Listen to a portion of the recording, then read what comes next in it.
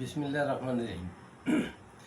প্রতিদিনের ন্যায় আজকেও একটা কন্টেন্ট নিয়ে আলোচনা করব, যেটা ইঞ্জিনিয়ার হিসেবে খুবই গুরুত্বপূর্ণ।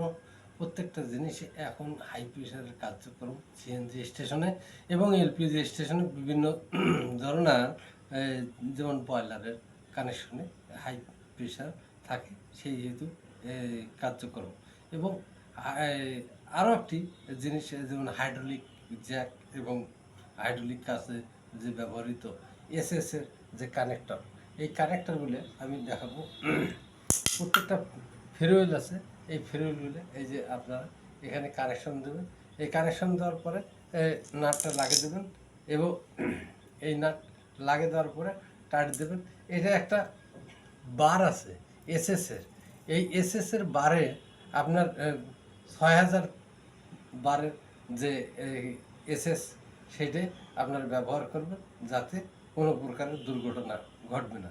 তো আমি প্রতিদিন এখন ইঞ্জিনের ওপর একটা কন্টেনার তৈরি করব এবং আপনাদের কাজের মানে সুন্দরভাবে করার জন্য আমি এই জিনিসগুলো তুলে ধরবো।